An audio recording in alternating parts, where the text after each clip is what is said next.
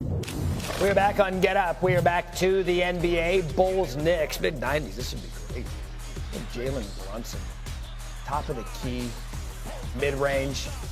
Big shot from Brunson. Seen that out of him time and time again. Tied at 104.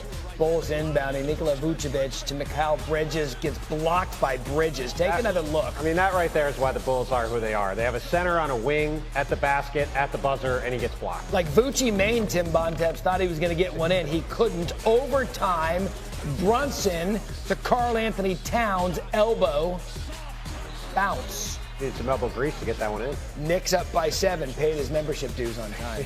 Then Kobe White drills the 3, Bulls down 2, under 10 seconds left. White under pressure finds Vucevic, misses the fadeaway at the buzzer.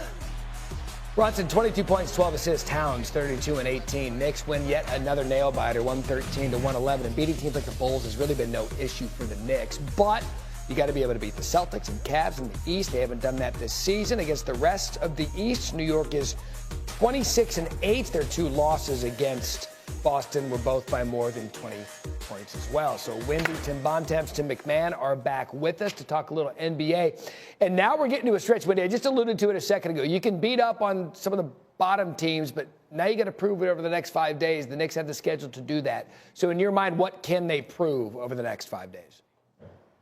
By the way, classic Bontemps there, focusing on the Bull guy missing as opposed to Mikal Bridges having arguably the defensive play of the year so far, but that's okay. That's who our guy is.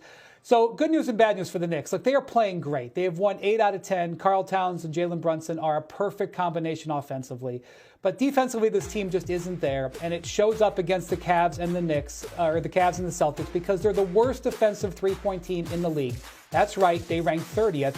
And the Cavs and the Celtics are both very high in the list, both in the top 10 in terms of makes on three-pointers. In Celtics are number 1 in volume. And by the way, the Grizzlies, who they have to play next week, and sort of this gauntlet goes on, they're in the top 5 or 6 as well.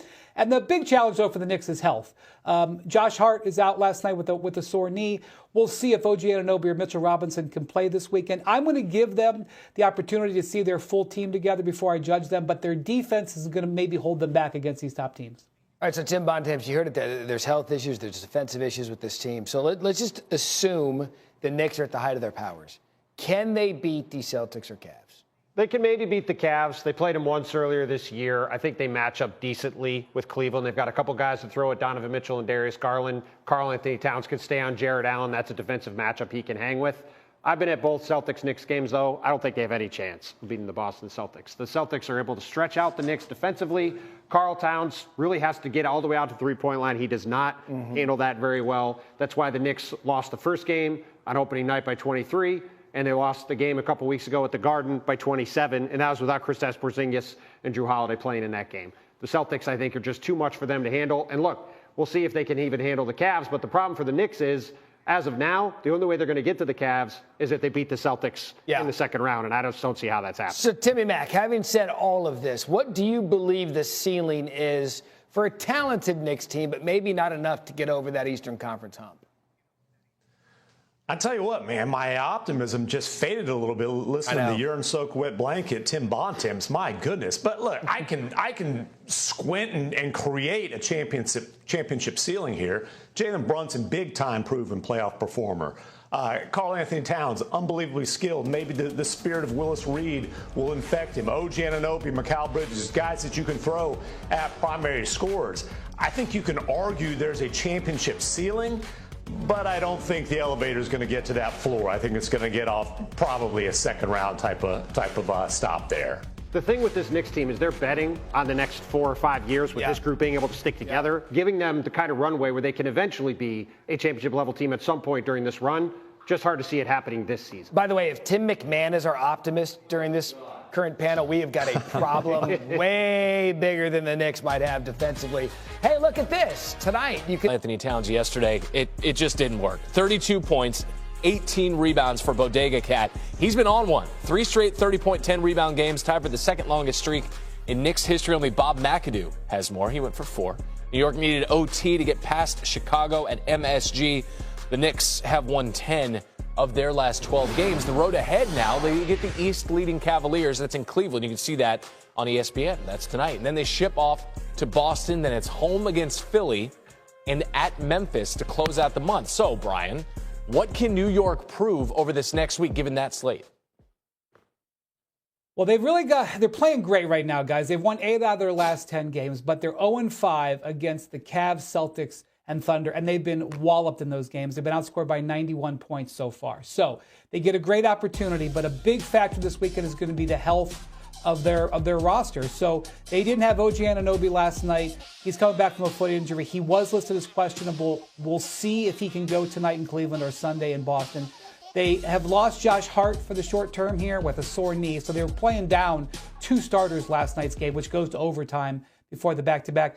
Mitchell Robinson also is close to a return. He has not played all season. He was listed as questionable yesterday, but didn't play. There's a chance he could come back sometime in this next few games. So I'm not sure how the Knicks hold their end up if they're missing 2 or 3 players, but if they get them back, it could actually lift this team to a new level. And we're talking about Knicks and Caps. You can see that tonight. Wembanyama has a blood clot that's going to keep him out for the remainder of the season. The condition, known as deep vein thrombosis, was discovered after returning back to Texas from All-Star Weekend. The condition, treated with blood-thinning medication that precludes a player from contact sports. Here's a look at the updated Defensive Player of the Year odds. Thanks to ESPN Bet, Wemby was the overwhelming favorite to win at -2,000. Jaren Jackson Jr., the Block Panther, now moves from 25-1 all the way down to a -110 odds on favorite, with Evan Mobley moving from 30-1 to +125. This kind of came out of nowhere because we had Brian Windhorst on the program yesterday talking about Wemby and the Spurs' chance here in the second half.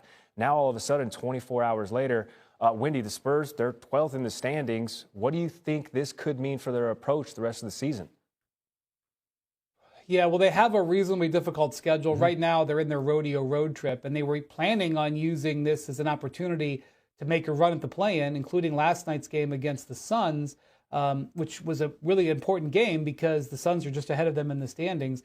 Obviously, their odds of making the play-in plummeted. I think ESPN Analytics had them dropping from 15% to 1%. If you look at all the numbers with Wemby on and off the court this year, they are one of the top 10 teams in the league when he's on the court. When he's off the court, they're in the bottom 3.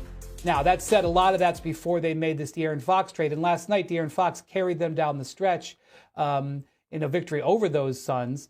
They're not really equipped to tank. They have Harrison Barnes, they have Devin Vassell, they have Stephon Castle, who's been one of the best rookies so far. But they're almost certainly not going to make the play-in and be in the lottery now. They also own the Atlanta Hawks lottery pick, which is not in the lottery, but it's on the edge.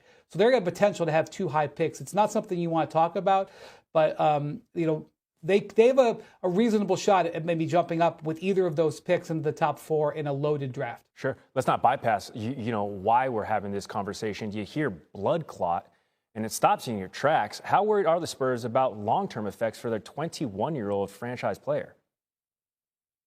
Well, Gary, as you can imagine, they're crushed about this. But from everything I've been told, they are convinced that this is a manageable situation. They think that they know what caused the clot, which is the key here, and that it can get mitigated and it'll be a one-off situation in his career. There are a number of players in NBA history who have had this happen. They got it corrected, moved on, and had great careers. They believe Victor Wembanyama will be one of them. All right, that's fantastic news. Wendy, much appreciated for downloading us on the latest. You're hanging out with us for the rest of the morning, so we'll see you next.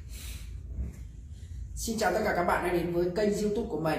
Kênh YouTube của mình là kênh chuyên sáng tạo nội dung cắt dán này các bạn này.